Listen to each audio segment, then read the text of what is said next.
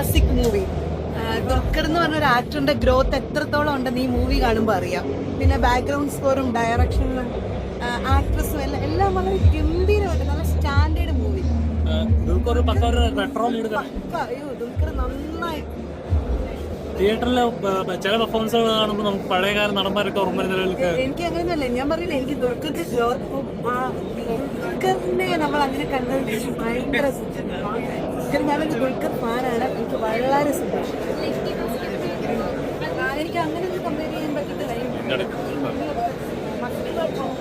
വളരെ ഗംഭീരമായിട്ട് പടം എങ്ങനെയാണ്? പടം ഒരു ഡ്രാമ മോഡാണോ അതോ നല്ലൊരു ക്ലാസിക് നല്ല നല്ല എല്ലാം കൊണ്ട് പക്കാ മൂവി.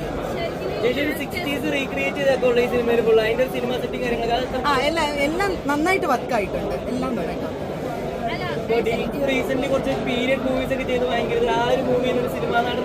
ഞാൻ പറഞ്ഞില്ലേ, ദുൽഖറിന്റെ ഗ്രോത്ത് ഈ മൂവിയിൽ നമുക്ക് അറിയാൻ പറ്റും. പക്കയായിട്ടുണ്ട്, പക്ക ചെയ്തിട്ടുണ്ട്. കാന്ത കണ്ടിറങ്ങിയതുള്ളൂ. ഗംഭീര പടം. എന്താ പറയാ, നമ്മൾ ചില സിനിമകൾ കാണാൻ നമ്മൾ ആക്ടേഴ്സിനെ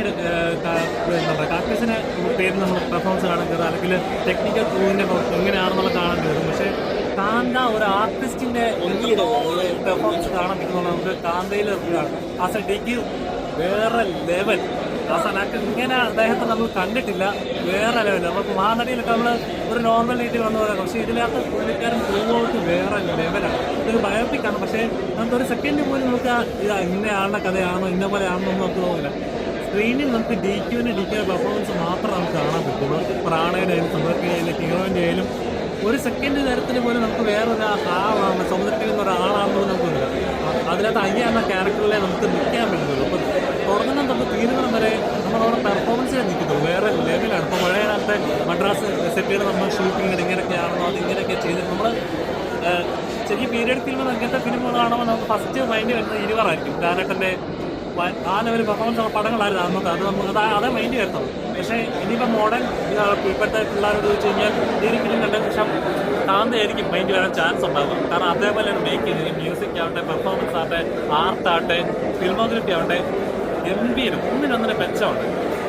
അപ്പോൾ തിയേറ്ററിൽ നിങ്ങളുടെ ടിക്കറ്റ് എടുക്കുന്ന കാശ് വർത്താമെന്ന് ഞാൻ പറഞ്ഞു. നിങ്ങൾ വേറെ ആരും പറയുന്നത് ഞാൻ പറയുന്നത് കേൾക്കരുത്. നിങ്ങൾ എടുക്കുന്ന ടിക്കറ്റ് വർത്താമോ ജസ്റ്റ് ചുമ്മാ ഒന്ന് എടുത്തു നോക്കി. ഇഷ്ടപ്പെടാതിരിക്കത്തില്ല. അതിനുള്ള എല്ലാം ഉണ്ട് അതിനകത്ത്. നാഷണൽ തൂക്കും. വേറെ നമ്മുടെ കേരള സ്റ്റോറിക്കും മറ്റൊന്നും കൊടുക്കാത്ത പോലെ ഇതിന് കൊടുക്കാതിരുന്നാൽ മതി. നടിപ്പും ചക്രവർത്തി തന്നെയായി. വേറെ ഒന്നും പറയാനില്ല. 100% ദുൽഖർ പടം. ദുൽഖറിനെ പടം മുഴുവൻ പോകുന്നത് ദുൽഖറാണ്. വേറെ മേയുമാണ് പടം മുഴുവൻ കേട്ടോ. കിടില് വർക്കെന്നൊക്കെ പറഞ്ഞാൽ കിടില വർക്കാണ് ചെയ്തത്. എല്ലാം ക്യാമറ വർക്കും കളറിങ് ഒന്നും പറയട്ടെ, ആർട്ട് വർക്ക് എല്ലാം കിട്ടും. ജേക്സ് വിജയ് പ്രത്യേകിച്ച് ജേക്സിന്റെ വർക്ക് കിടിലായിട്ടുണ്ട്. എല്ലാത്തിനും ഭേദം ദുൽഖർ പാനിന്റെ സ്റ്റാർ തന്നെയായി ഇതോടെ. ഓക്കെ, ഇത്ര നാളും ചെയ്യാതെ വെച്ചിരുന്ന അതുപോലെ ഇതിനകത്ത് പറയുന്നത് നടിപ്പൻ ചക്രവർത്തി എന്ന് പറയുന്നുണ്ട്. ആ നടിപ്പൻ ചക്രവർത്തി തന്നെ ആയിട്ടും കേട്ടോ. കുറെ എന്ന് വെച്ചാൽ അസൽ ദുൽഖർ 100% ദുൽഖർ പടം.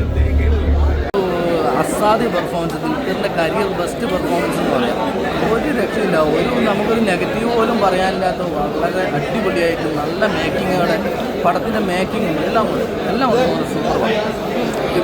എങ്ങനത്തെ ഒരു മൂവിയാണ് ഫാമിലി ഓഡിയൻസിനൊക്കെ? ഫാമിലി ഓഡിയൻസ്, അതേപോലെ എല്ലാ ഓഡിയൻസിനും പറ്റുന്നത്. അതായത് അടി ഇടി ഇത് മാത്രമല്ല പടം എന്ന് നമുക്ക് 2.25 മണിക്കൂർ പ്രേക്ഷകനെ പിടിച്ചിരുത്താൻ പറ്റുമെങ്കിൽ അതാണ് ഈ പടത്തിൻ്റെ വിജയം.